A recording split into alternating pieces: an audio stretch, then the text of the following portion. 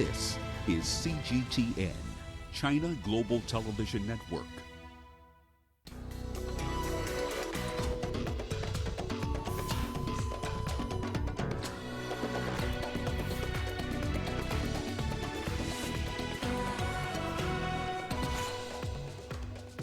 Africa reports over 63,000 coronavirus cases as countries start easing lockdown restrictions. UK unveils a phased plan to exit its lockdown. And in our continuing series on COVID-19 in Africa, we focus on the crisis and how it has affected funerals and burials.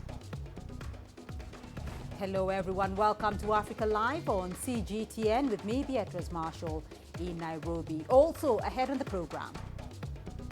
In your business news, pension fund payments, tax obligations are just some of the financial troubles firm Denel is facing. And in sports, Tanzania gaming industry seeks new horizons during the coronavirus pandemic. We begin with the very latest on COVID-19 in Africa. There are now more than 63,000 confirmed cases of coronavirus and over 21,000 recoveries across the continent. According to the Africa Centers for Disease Control and Prevention, the death toll stands at nearly 2,290. And let's take a look at these figures by region. In North Africa, the infections are above 22,000. Egypt, which has recorded more than 9,000 cases, has the highest number of confirmed cases in the region. There are 18,000 cases recorded in West Africa. Nigeria has recorded 4,399 of them. The country has recorded 248 new cases from 17 states, including Lagos, Borno, and Kano. In East Africa, the infection rate stands at 6,000 cases across the region. Health workers have also been affected by the COVID-19 pandemic. East Africa recorded several health worker infections, including 3 infections in Uganda, 2 in Kenya, 1 in Burundi, and 1 in Tanzania. The Central Africa region has just over 5,000 confirmed cases. Cameroon and Ghana have the highest number of infections of over 2,000 cases. And in Southern Africa, there are over 10,000 cases reported. South Africa has most of these infections. Health Minister Dr. Zweli Mkhize confirmed that the country's total number of coronavirus cases has surpassed the 10,000 mark. This makes it the worst affected nation in sub-Saharan Africa. It has recorded 194 deaths. While several African countries have lifted the partial lockdown imposed to stem the spread of the coronavirus, but the ban on social gatherings is still in place. While educational facilities remain closed in most African countries, businesses have been allowed to operate conditionally. Nigeria, Ghana, and Cameroon have lifted partial lockdowns. The leaders of those countries say their governments will maintain strong measures to stop the spread of the virus. Uganda, Kenya, South Africa, Djibouti, and Rwanda have, on their part, allowed businesses, including hardware shops and restaurants, to reopen as they seek to revamp their economies. Well, let's get more on this story now, and I'm joined by Angelo Coppola. We can cross over to Johannesburg for that. Adel Mahrui is in Cairo, and Robert Nagila is here in Nairobi. Angelo, let's start off with you because South Africa has started to gradually loosen the strict coronavirus lockdown. What can you tell us about the current situation? Well, Beatrice, life is beginning to return to normal, or there's some sense of normality, at least in South Africa. There are more people going to work. Around 1.2 million people are actually back on the job. In terms of the mining sector, we've got those mines going up to 50% now. That's most of them operating in the country. Office workers still have to be working from home or remotely, but most businesses are starting to reopen. We've seen the fast food sector get back on track from probably last Monday, so they're running. We've seen some work happening in the retail sector. That's also starting to happen. But social and physical distancing and mask wearing in public isn't really happening. We're also seeing schools not being reopened just yet, but there are plans for them to open in June, hopefully the 1st of June. There's no confirmation on that yet either. That might change at the stroke of a hat. But we did speak to some people about their reaction to the lockdown, and at the moment there are 2 very distinct schools of thought. Let's take a listen. Most people say they understand the first phase of the lockdown, but increasingly opinion is turning. This lockdown has affected me very bad. I'm supposed to be writing exams, but I can't write exams. I'm doing online studying.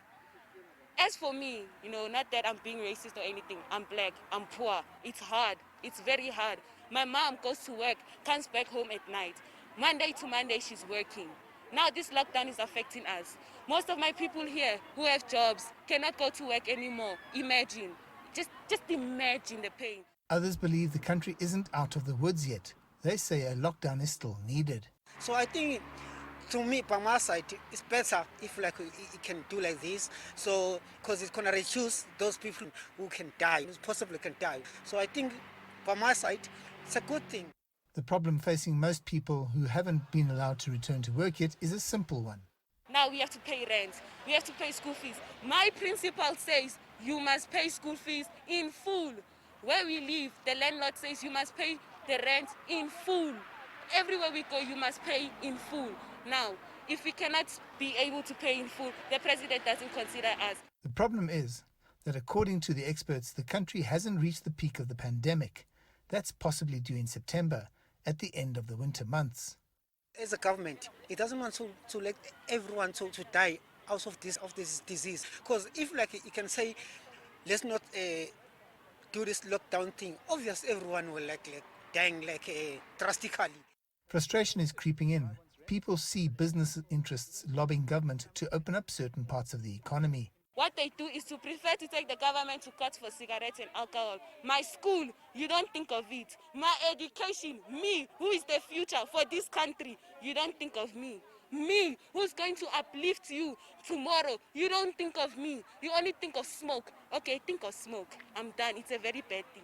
People need to get back to work, people need to be earning money, and they need to be meeting their commitments. Without any work, they can't meet their commitments. I'm Angelo Coppola for CGTN in Johannesburg, South Africa.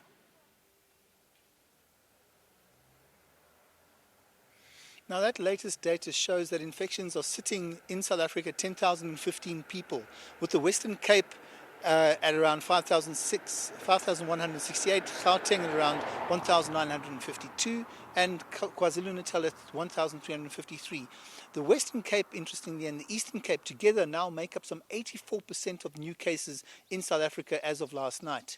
As you mentioned earlier, some 8 people have died, bring that death toll now to 194. Robert, the easing of the restrictions has had an impact on the spread of the coronavirus.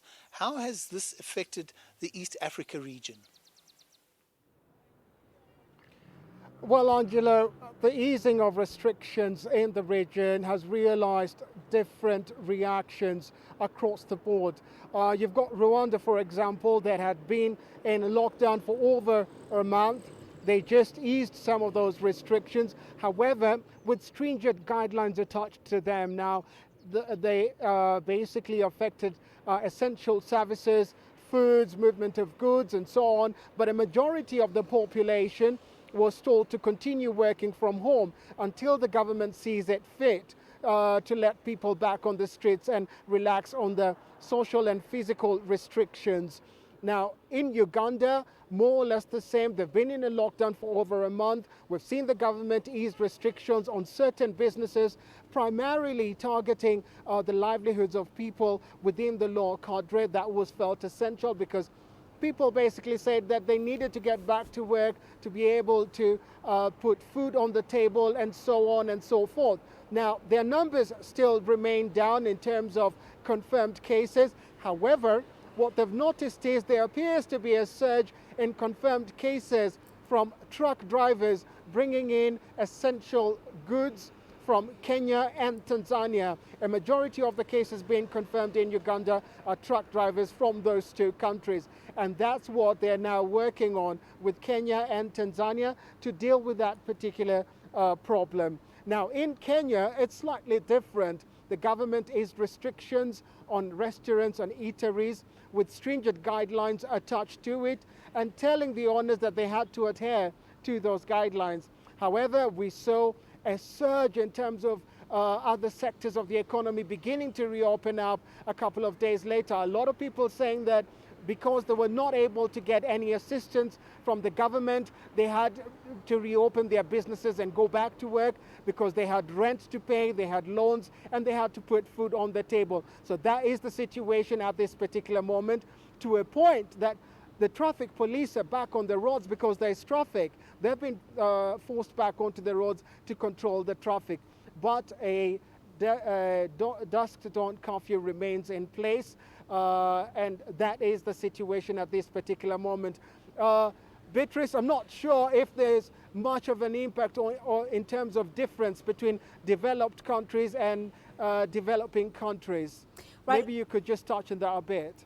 Well, Robert, yes, there is a different impact, because what we are seeing in Africa particularly, Robert, is that the numbers have not spiked up exponentially, because as we talk now, several countries, quite a number of countries have begun lifting restrictions. We saw Ghana being one of the first countries to lift restrictions despite the fact that the coronavirus had not been completely eradicated on the continent. But Robert, quite interesting in the situation that is happening in Kenya at the moment, because there has been a slight spike in numbers of coronavirus cases, even though it hasn't been huge. And that is because the government has eased the restrictions, particularly from the restaurants and, and the numbers on the roads there from people returning to work. Just give us an understanding a little bit about Kenya. How did the government react, though, to this spike in numbers of coronavirus cases after announcing the easing of restrictions, particularly the meetings in the opening up of restaurants? Absolutely, Beatrice. Well, there appears to be an understanding within government circles that a complete and total lockdown would not work here in Kenya, because of a lot of the economy is an informal economy, so to speak, and that's why they've done it in bits and pieces. However, at some point last week, they noticed that of the numbers that came out from Nairobi, I think it was about 29 or so confirmed cases, all came from one particular district in the capital. And the same occurred in the coastal city of Mombasa as well. So the government then decided to take the step of locking down those particular districts. One is Eastleigh in Nairobi and the other one is Old Town in Mombasa. So no movement in and out of those districts apart from essential services, medical, food and so forth. Now those restrictions are due to be in place for 15 days, after which the government will then look and see whether there's been any improvement in terms of confirmed cases. Beatrice? All right, let me get the situation from Egypt now, Robert, because we do understand that Egypt has also been easing its coronavirus lockdown by allowing more businesses to reopen and a shortening of a nighttime curfew. Adele, how is the process going, and what has been its impact on the spread of the coronavirus? Well, Egypt has been proceeding to lift the restrictions over the pandemic. The partial lockdown is being eased gradually. Egypt, about 2 weeks ago, has started by decreasing the curfew hours and allowing more commercial operation during weekends after it was completely banned, and more working hours commercially as well under curfew hours in terms of home deliveries, in a move that is trying to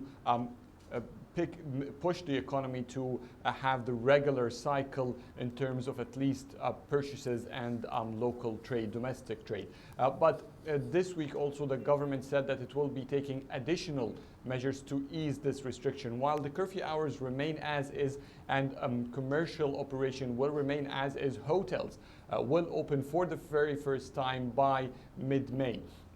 And this is the first step that the country takes in terms of opening destinations that have mass allocations or mass visitors. Hotels will be limited to 25% occupancy rates, and that will increase 2 weeks later to 50% occupancy rate. But still, some facilities like entertainment facilities, cinemas and theaters have not been given the green light to operate yet. They are in the plan to operate soon, when imposing restrictions over all their visitors to, for example, abide obligatory to wearing face masks. And that comes at a time where the numbers are actually increasing. The government is proceeding to ease the COVID-19 measures, but the number of daily infection rates are increasing tremendously. Egypt is now reaching, after first beginning to have its first 1,000 infections in 50 days, now it is getting more than 1,000 cases every 3 days. Soon that will be 1,000 cases every 2 days. And that has been unprecedented, of course, during the pandemic. It is expected, according to the government, and they're still expecting more numbers to increase, as the government predicts that it is coming quite close to the peak of the infection rates. But it is still imposing restrictions in terms of banning festive seasons like Eid. The end of Ramadan season will be coming soon, and mosques will remain shut during that season. Restaurants are still shut down to stay in or to dine in, services in general. So there isn't still a regular resumption of life, but Egypt is going there gradually. All right, Adil Mahroui joining us there from Cairo, Robert Nagila in Nairobi, and Angelo Coppola joining us there from Johannesburg. To you all, thank you very much. And just a quick reminder that there are now more than 63,000 confirmed cases of coronavirus in Africa and over 21,000 recoveries across the continent. Well, a few days after easing lockdown measures, Tunisian health authorities have only one more confirmed case of COVID-19 that was reported on May the 6th. Less than 10 new cases were reported this week in the North African country, bringing the overall number of those infected to less than 1,040, including 600 recoveries. CGTN's Adnan Chauchi has more on the story. The head of the National Observatory of New and Emerging Diseases says her departments remain vigilant in spite of the latest encouraging data. We have reinforced sanitary surveillance since the beginning of the targeted deconfinement on the May 4th. The number of cases is declining, but we still proceed in the same manner to identify potential infections and limit the spread of the virus. The scientific committee at the COVID-19 task force will not give its approval to the government to authorize phase 2 of the deconfinement or more easing of restrictions unless the number of patients is stable. We cannot talk about phase 2 without evaluating this stage. The tracking operation and the prevention measures are underway. We are optimistic, but we cannot conclude when the pandemic will be over before at least one additional week of assessment. The public opinion has welcomed the comments made by Tunisian virologists and health officials. For the first time in 8 weeks, I feel happy because I can return to work. I hope that Tunisians will resume a normal life before the end of May. The Ministry of Health has called on Tunisians to respect the hygiene instructions and lockdown measures in all regions to stem the spread of the virus. The head of state and Prime Minister Yassir Farfer have urged Tunisians to comply with the exceptional sanitary and prevention measures which are being implemented as part of the national strategy on targeted health lockdown. Adnan Shawishi, CGTN, Tunis. The coronavirus pandemic has taken a heavy toll on the tourism industry in East African countries. Most nations have suspended their commercial flights, leading to the closure of hotels due to lack of customers. Tanzania's Minister of Tourism and Natural Resources says the number of tourists coming into the country is likely to fall from about 1.87 million a year to about 440,000 if the virus is not contained by October. The chairman of Tanzania's Tourism and Natural Resources Committee of the National Assembly suggests that appropriate and favorable policies should be adopted to help the tourism industry recover. Meanwhile, Ethiopia's tourism industry has also been hard hit by COVID-19. The industry has lost revenues of about $35 million a month. The Ethiopian government has allocated over $400 million through private bank loans to the worst affected industries. According to the World Travel and Tourism Council, the outbreak has affected about 50 million jobs in travel and tourism worldwide, and it will take at least 12 to 18 months for the industry to fully recover. UK Prime Minister Boris Johnson will today give more details of how to get the economy back on a track. This follows his address to the nation on Sunday that now was not yet the time to end the lockdown, though some restrictions will be relaxed. Health officials there have reported that confirmed cases of the coronavirus have surpassed 219,000 in the country, with over 31,000 deaths, the highest death toll in Europe. Here's CGTN's Naoud Jabakil with that report. Britain is easing its COVID-19 lockdown restrictions. The British government says people should stay alert in the fight against the virus, and those who cannot stay at home should be encouraged to go to work this week. Prime Minister Boris Johnson announced a shift in policy as he addressed the nation on Sunday. We must continue to control the virus and save lives. And yet we must also recognise that this campaign against the virus has come at colossal cost to our way of life. We can see it all around us in the shuttered shops and abandoned businesses and darkened pubs and restaurants. And there are millions of people who are both fearful of this terrible disease and at the same time also fearful of what this long period of enforced inactivity will do to their livelihoods and their mental and physical well-being. People will also be allowed to exercise for as long as they want each day. The moves are a sign the country is relaxing its lockdown measures that have been in place since March 23rd. But the change has already been roundly criticised. Scotland, Wales and Northern Ireland, which are part of the United Kingdom, say they won't be following suit. Here's Scottish First Minister Nicola Sturgeon. As leaders, we have a duty to deliver that clarity to those we are accountable to, not to confuse it. To that end, I have asked the UK Government not to deploy their Stay Alert advertising campaign in Scotland, because the message in Scotland at this stage is not stay at home if you can. The message is, except for the essential reasons you know about, stay at home, full stop. There's been growing pressure on the government to relax the strict measures that have seen the economy largely grind to a halt. One of the first businesses that will be allowed to reopen will be garden centres. From next week, hundreds of stores like this one across the country can open their doors. But it won't be business as usual, as they'll have to ensure social distancing. For many people across the UK, the relaxation of the lockdown will be welcome relief. But with COVID-19 cases and deaths still rising, there's concern that the measures are being lifted too soon. Naoud Jabakil, CGTN, London. In the US, local media is reporting that there are no plans to keep President Donald Trump and Vice President Mike Pence separated. That's despite several White House staff members coming down with COVID-19. Here's CGTN's Roy Rattenberg with the latest from Washington. We're hearing from the Vice President's office, Mike Pence's office, that the Vice President will be at the White House on Monday, but that he will be conducting a little bit of distancing from staffers. This follows the confirmed test on Friday of his spokesperson, Katie Miller, testing positive for COVID-19 a day after she tested negative.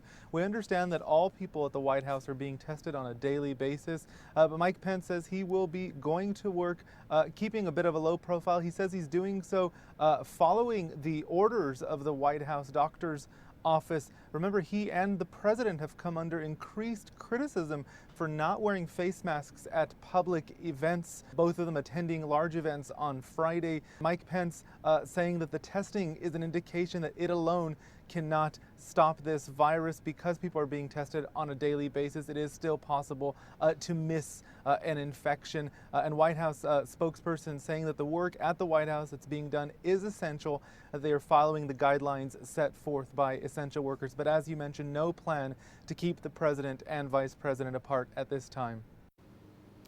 You're watching Africa Live. Still ahead on the program. In our continuing series on COVID-19 in Africa, we focus on how the crisis has affected funerals and burials.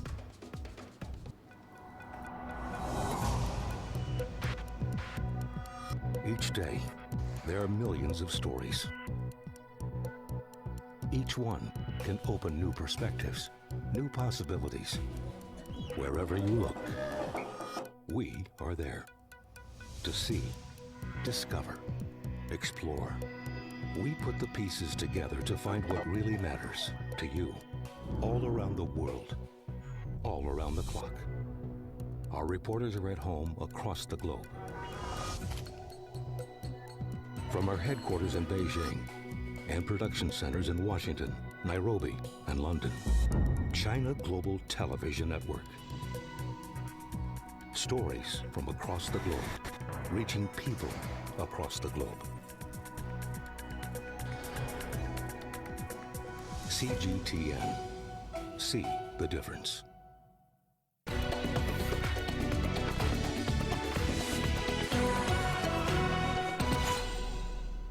Let's now turn our attention to our continuing series on the impact of the coronavirus pandemic in Africa. Today we look at how the pandemic has affected funerals and burial practices.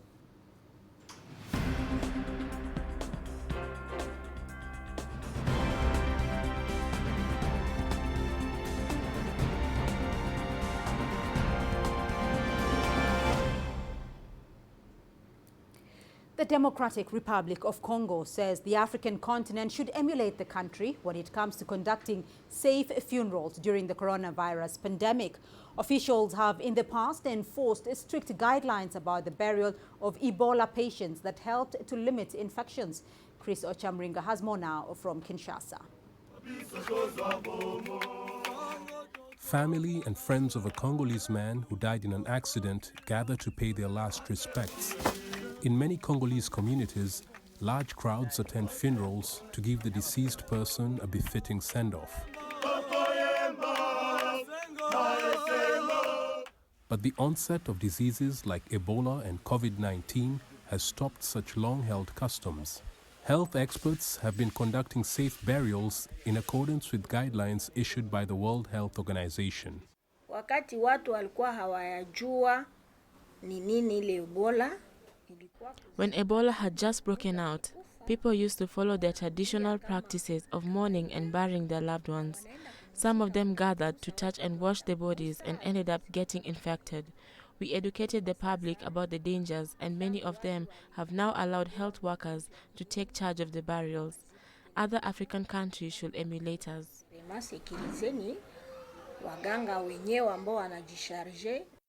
The government has prohibited people who've lost their relatives to COVID-19 from mourning at home. Only a small number of relatives are allowed at funerals. But the directive has drawn mixed reactions from Congolese citizens. The government should allow our traditional leaders to perform the rituals they've been doing before we bury our dead. They should only limit the time it takes and allow health workers to supervise it.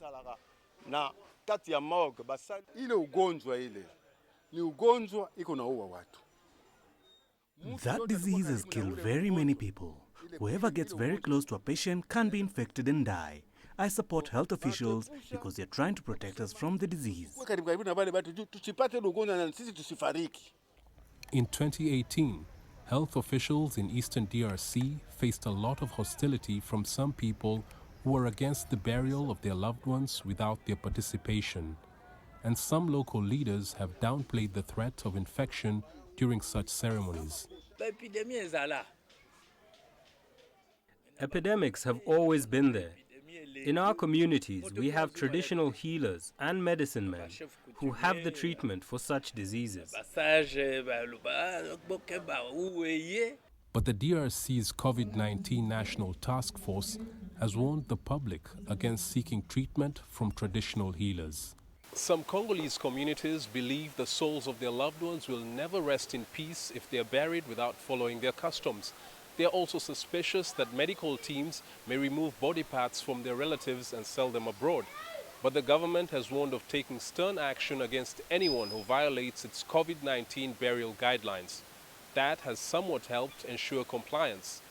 Chris Ochamringa, CGTN, Kinshasa, Democratic Republic of Congo. Immediate funerals are not common in Ghana. Funerals can take place weeks after the death, with time spent on elaborate traditional customs for send-offs. But due to the coronavirus pandemic, the government is enforcing a ban on public gatherings and wants families to hold private funerals for their deceased. CGTN's Nabil Ahmed Rufai reports from Accra. A final goodbye. Members of the Acha family are giving their relative a private burial, a rare way of mourning the dead here in Ghana. Due to the coronavirus pandemic, the government has banned all public gatherings and is only allowing private funeral of up to 25 people. It will have been a very great funeral. Bringing the lovers will come in, grace the occasion to be marvelous. But Once the coronavirus is there, we can't challenge the authority. So we abide by the rules and the regulations of the coronavirus. Funerals in Ghana are usually held in grand style and come at a huge cost to the family. An average funeral can cost $10,000, which is why some families take up to a year or two to save towards the occasion. But the coronavirus pandemic is creating a cultural shift. While some families are holding private funerals, there are many others waiting for the ban on social gatherings to be lifted before burying their dead relatives. This has left many morgues across the country full. And those in the funeral business say they too are being affected. The hearses and ambulances are parked because people are not organizing funerals due to the ban on social gathering. We have even reduced the cost of rental, but business is still bad. Some hospitals plan to hold mass burial of unidentified and unclaimed bodies to ease congestion in the morgues. In the wake of the coronavirus pandemic, the Ghanaian elaborate funeral, which allows large crowds of family and friends to pay their last respect to the dead, appears to be threatened. But some sociologists say it could also be a turning point for families to cut down on spending.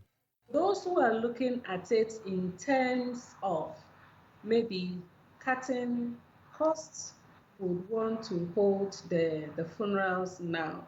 So now the cost will just be in terms of mortuary fees and then the casket that would be bought.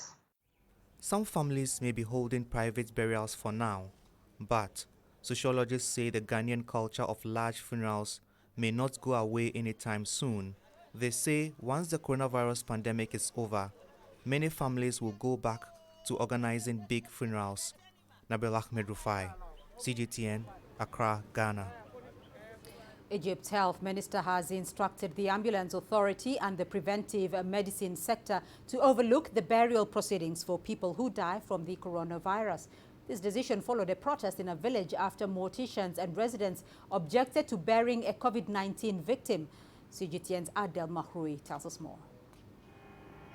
Honoring the dead has always been one of the most sacred traditions in Egypt. COVID-19 fears have been lately pushing some to try and change how burials are done. There were very few incidents of rejecting to bury COVID-19 victims, which the Ministry of Health has spotted. Following this, the minister has held emergency meetings with all of the ministry sectors. Now all bodies of victims will be transported by equipped ambulances. This video went viral on social media, which has left many outraged. Villagers refusing to bury a doctor who died from COVID-19.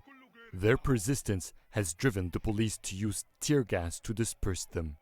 The attempt to deprive the deceased from burials has made the Grand Imam of Al-Azhar, a leading religious figure in Egypt, give a rare televised speech. It is never appropriate, neither religiously nor humanely, to mock or bully a human infected with this pandemic or who dies from it. It is a duty to pray for them and be in solidarity with them. I've been saddened tremendously to see citizens from our nation refusing to receive the bodies of their relatives who've died from this pandemic or to bury them properly. 10 vehicles in each healthcare province will be dedicated to transporting COVID-19 patients and bodies of victims.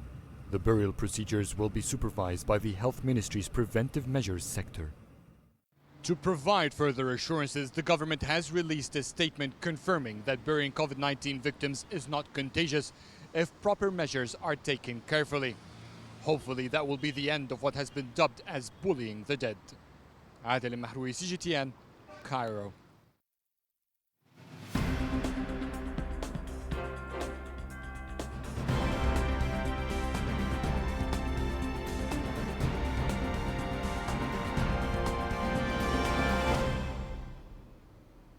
Well, let's now take a look at your business news. Here's what's coming up. Pension fund payments, tax obligations are just some of the financial troubles arms firm Dinel is facing. And Nigeria extends flights ban as the country continues its fight against the coronavirus pandemic. Images may appear to be identical, but looks can be deceiving. The difference is not always obvious. It has to be discovered. There are always different sides to a story. We put the focus on the details. To see more, to understand better. CGTN. See the difference.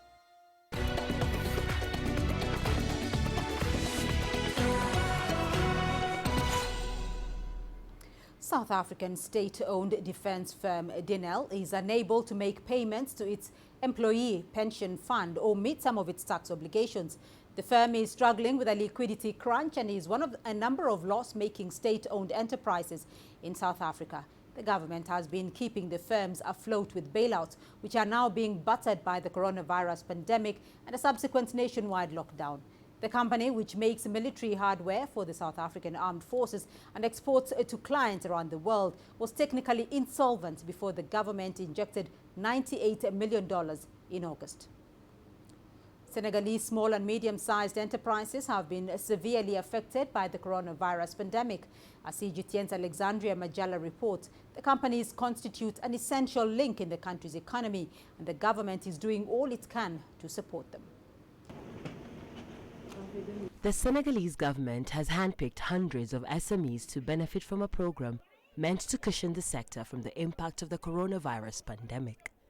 Dubbed the Rapid Response Plan, the program has already released $16.5 million to support cashew nut farmers and processors, as well as a further $1.6 million for food crop farmers.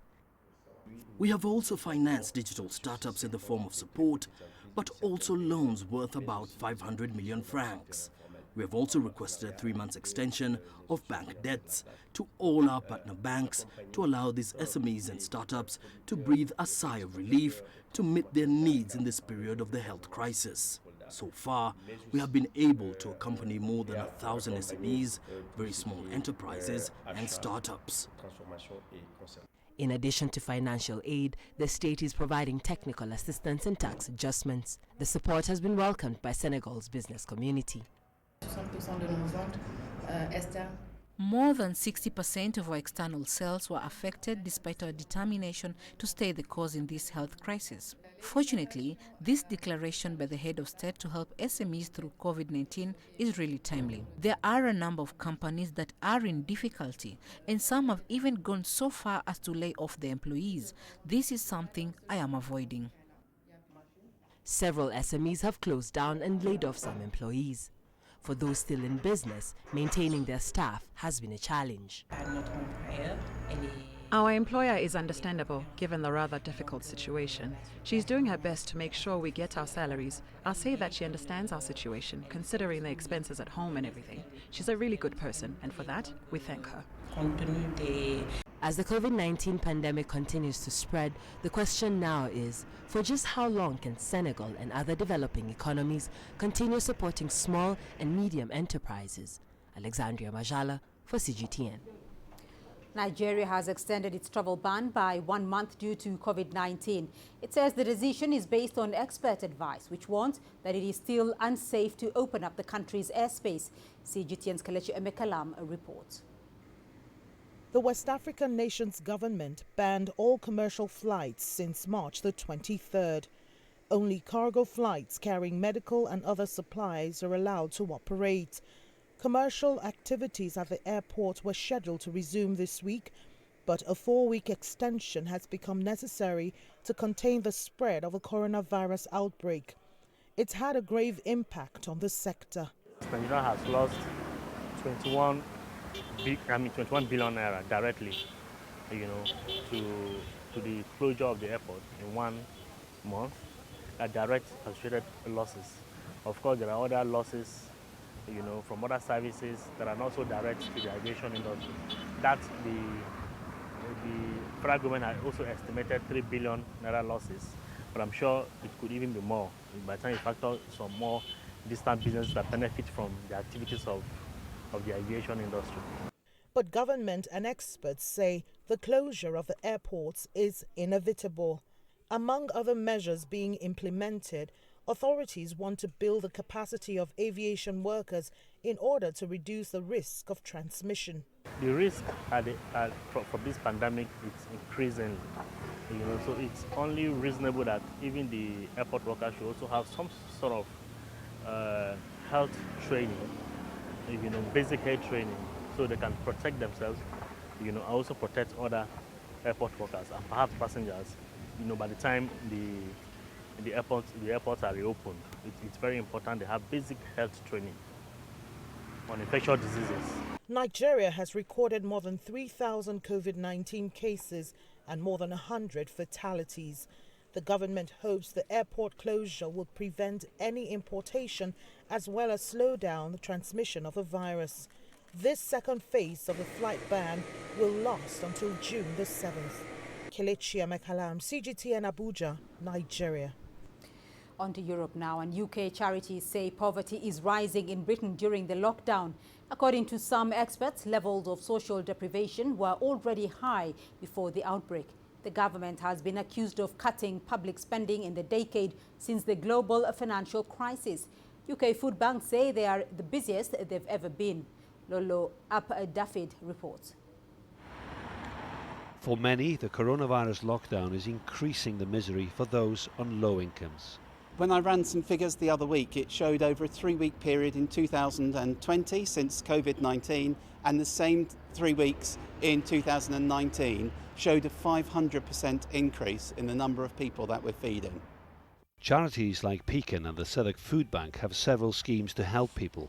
It's a safety net, especially when the government's benefit system called Universal Credit is seen as being slow and difficult to understand.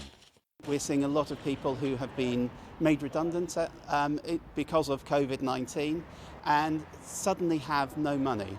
They've been paid, but that's covering the debts from the previous week. They have no money going forward. They're quite scared. A lot of them don't understand the benefit system, and it's a case of they just are out of money. Every day, donations from wholesalers, supermarkets and individuals arrive. Tinned and fresh vegetables and fruits are sorted by volunteers and then placed in boxes for around 250 families in London's borough of Southwark who depend on this food bank. During this pandemic, it's an essential help for many who've never had to receive support before. Thank you very, very much. Not a problem, you're very welcome. Take care. You too. Food parcels have to be delivered now because people obviously with the national lockdown have to stay indoors, and drivers who are volunteering will take enough food for a family for 3 or 4 days. Public spending increases in response to the virus have been promised by the state, including boosting universal credit. Adults over 25 years old can receive almost $500 per month. But that's still well below the $740 per month for a single-person household that's widely considered necessary to avoid poverty in the UK. I think probably there's no doubt that we're doing the government's work for them. However, I'm afraid I don't believe that the government would do the work if this wasn't done, and so therefore I don't think it's the right thing to do to step back and not provide this sort of support. But yes, I feel very angry. It's a mess.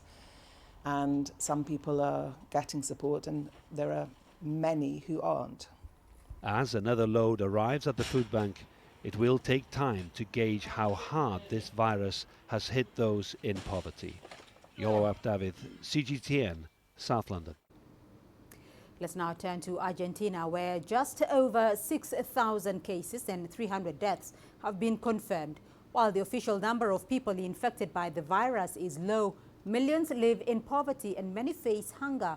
And experts expect the poverty rate to increase as the lockdown continues until May 24th. CGTN's Joel Richards reports from the capital. For many lining up here, this is the only meal their family will eat in a day. Since the coronavirus outbreak, soup kitchens in low-income neighbourhoods like this have seen increasing numbers of people lining up at their door. Noelia Toledo runs Our Angel Soup Kitchen. It used to be 30 children who would come for food, then it was 50 children. Then whole families came, and now with the pandemic, it is a lot more. About 50 families come here. Here in Banal, south of Buenos Aires, Noelia Toledo cooks every day for others. She relies on donations from parents at a nearby school where she also works as a janitor in order to buy food. Noelia says these neighbourhoods are at great risk from the spread of the coronavirus. Here in this area, as far as I know, we have not had a case. But if we do have a case, since we all live close together, next to each other, it will be terrible. Argentina's strict lockdown has largely kept the number of people infected with COVID-19 relatively low, but they face a desperate situation as the economy has ground to a halt during the pandemic. Some fear hunger more than the virus itself. Most people we have spoken to here understand the need for a lockdown, but it is a struggle for families. Many people in this neighbourhood and neighbourhoods like it across Argentina have only occasional work in the informal sector. They're paid cash in hand, and the ongoing lockdown has all but cut off their source of income. Matias and his family live next door to Noelia. He had regular work as a gardener before the coronavirus outbreak, but now has turned to selling cleaning products to get by. It is getting worse and worse. What the neighborhood in Noelia and Soup Kitchen need is help. It's a saying here, but it is true. The poor help the poor, the rich never help. Argentina's government has pledged the equivalent of almost 6% of the country's GDP to support low-income families, and it's considering implementing a wealth tax while it conducts difficult negotiations over the repayment of its foreign debt. In the meantime, it's soup kitchens like this that continue to provide a single meal each day for those most in need. Joel Richards, CGTN in Buenos Aires. And to stay with us here on the programme, we still have more news for you coming up. Here's what's ahead. Gunmen kill at least 20 people in several villages in Niger.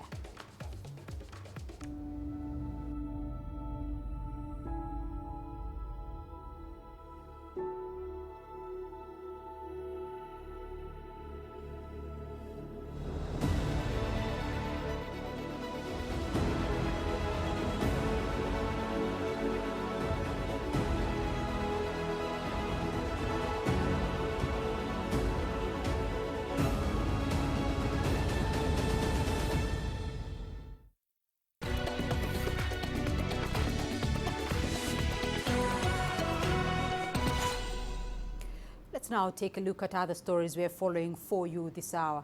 At least 20 people have been killed in attacks by gunmen on several villages in Niger in the Tillabéri region. The unidentified group on motorbikes reportedly looted shops, stole cattle and ordered village inhabitants to flee. Since 2017, a state of emergency has been in place in Tillabéri, which borders Mali, Burkina Faso and Benin. Militants affiliated to ISIL and Al-Qaeda continue to operate there. Last week, the United Nations warned that jihadist groups in the Sahel were exploiting the coronavirus pandemic to step up attacks. And still on security matters, 3 UN peacekeepers were killed in Mali when their convoy hit a roadside bomb over the weekend. 4 more were wounded. The Chadian soldiers were on a routine patrol in the north of the country.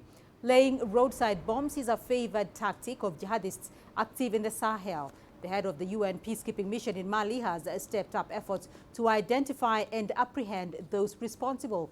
Mali is struggling to contain an Islamist insurgency that erupted in 2012. It has claimed thousands of military and civilian lives. There are some 13,000 troops drawn from several nations deployed across the vast semi-arid country to help fight the Islamists. Tripoli's Mitiga airport has sustained heavy damages after shelling hit fuel tanks and damaged passenger planes and departure halls. The Transport Ministry is blaming Eastern-based forces of Khalifa Haftar. A spokesperson of Haftar's Libyan National Army has not officially commented about the shelling. Haftar has been fighting to topple Libya's recognized government that led to Prime Minister Fayez al-Sarraj. Mitiga is the last functioning airport in the Libyan capital, though civilian flights stopped in March after an imposed lockdown. We had carried out maintenance work in Mitiga Airport last December and were in the process of putting down a plan to develop and expand the airport, in addition to what already had been done last December. Unfortunately, the Mitiga Airport was exposed to 80 missiles with huge losses and huge financial losses.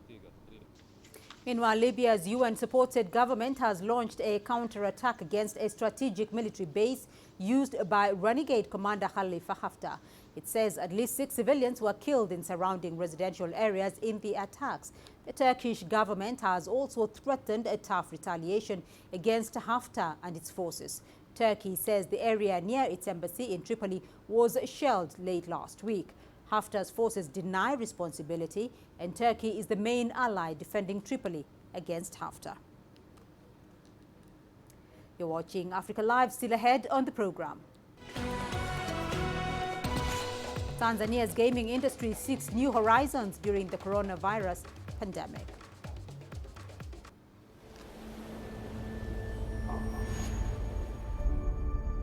How would you create your legend? On the fields, on the tracks, in the arenas of Africa.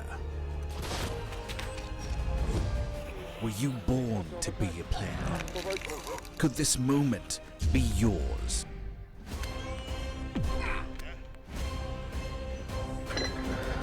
Sports Scene. Find your game.